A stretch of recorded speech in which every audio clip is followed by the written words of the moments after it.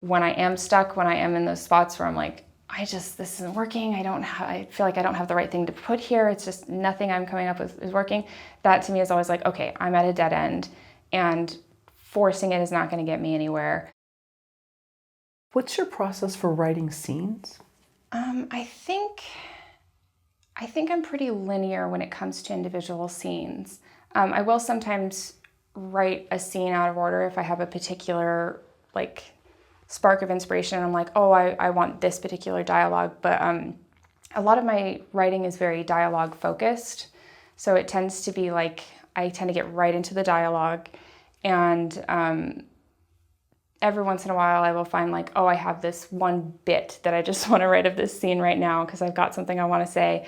And then I will have to kind of like go through and throw those in when I remember like, oh yeah, I already wrote this part. I'll like go back and find it in my phone notes and throw it in. But most of the time I do tend to be pretty linear and, you know, kind of following the scene start to finish. What's the goal for every scene that you write? I think I'm always trying to get emotion across in scenes. I think one of the things that I find so appealing about romance as a genre is that we get into, you know, the hearts and minds of the characters. We get, you know, into really big, thought-provoking emotions and how we relate to other people and how we let other people in or fight letting other people in.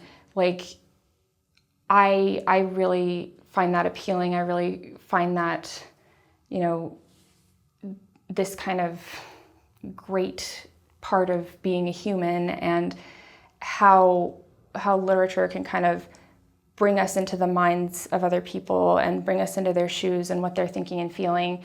And so for scenes, I focus a lot on, I want every scene to tell us something about the emotional landscape happening within that person, or maybe within, you know, multiple people.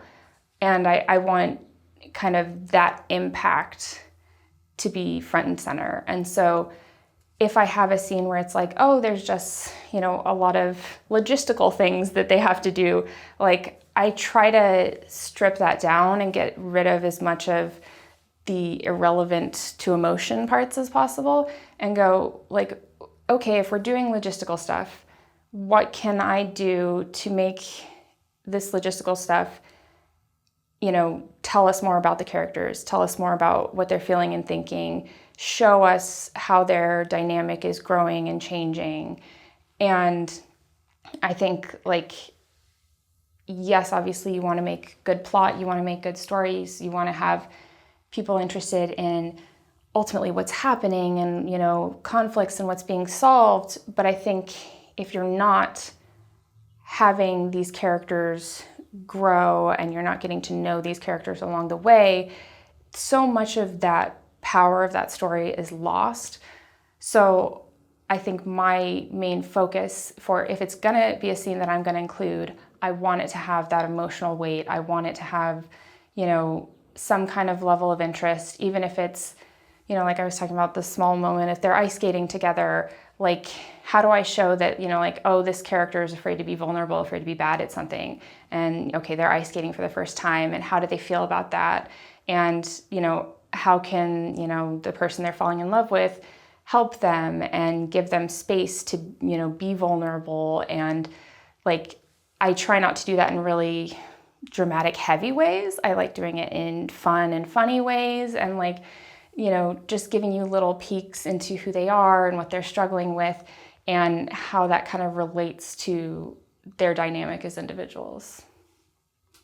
And so you'd said previously that you use sort of like a note to yourself if you can't totally figure out how they got from A to B. Yeah. And so is that part of where that would come in handy because you really want to get the emotion of the scene down? Yeah, I think oftentimes when you get to a point where you're like, oh, I don't have anything here, I have a note here and I haven't quite figured this part out, a lot of times at that point, I'll have started the character's emotional journey, I'll see where they are, and I'll be like, oh, you know, it would make a lot of sense.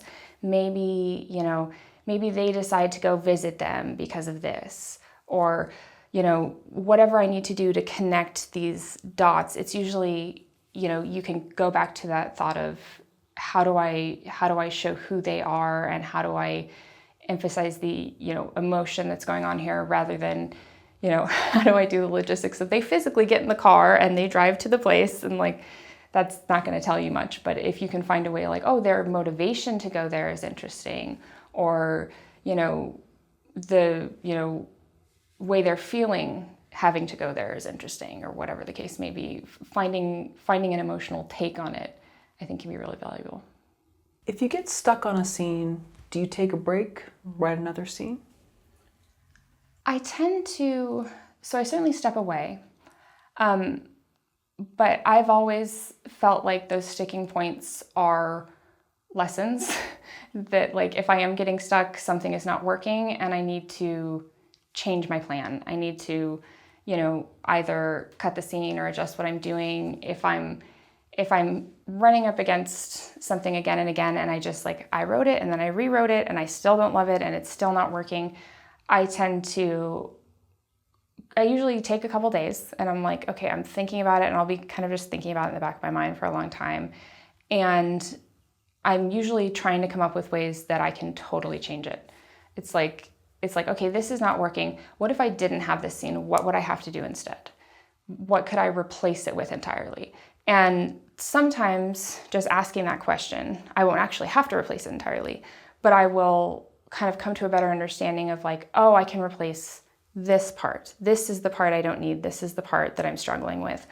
Or if it's, any kind of thing that I'm bored with, or I'm, really not happy with the way it's turning out and I don't want to write it because I don't want to read it, I tend to be like, okay, maybe I can replace the whole thing. Maybe there's a whole new thing I can do with it. What do I really need? And I will look at the next scene and what I need to have happen by the next scene. And then I will ask myself, is there a situation where these things could happen that is not the one I have currently written?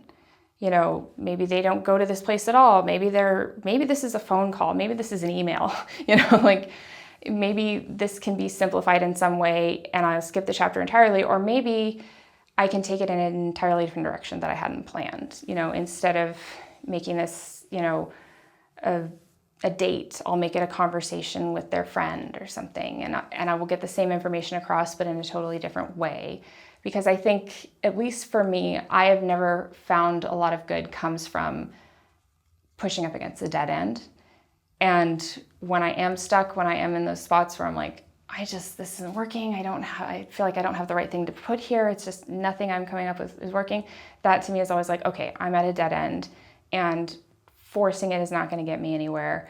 So I need to just kind of do a 180, redo this, and figure out what I can work with in this situation. And oftentimes I'll come back to it a couple days later and it'll just flow, and I'll be like, I've got the plan. I'm going to do it entirely differently. And then it's easy. And whenever it's easy, it's like, now it's working. Like if I'm not having trouble writing it, then it's flowing correctly. And there's not going to be a sticking point for the reader. So it's almost as if that's a red flag. Like if you're stuck, it's not like really dig in and work it out. It's the universe saying this is not the way to go with the story. Yeah, that's certainly always been my take. I think I would, like, when I first started trying to write fiction, many years ago, I kept just stalling out and giving up because I would hit walls and I didn't know what to do with them, and I would just write through them and I would keep going. And it's kind of like if you are going down the freeway and you realize you missed an exit and you're like, I'll just keep going. It's like, if I just keep going long enough, it'll be fine and it'll suddenly correct itself. And it's like, no, you're just going to be further away from where you want to be. You missed your exit. You got to turn around. And for me, that is exactly, like you said, a red flag. It is this moment of like, if it's not working for me, there's a reason it's not flowing. It's because I'm tripping over something. Something is, sticking here, and it's making it so that it doesn't flow. It doesn't feel natural. And my feeling of this isn't working is real. And it's my brain telling me this is this is not the direction you want to be going down. You need to change gears.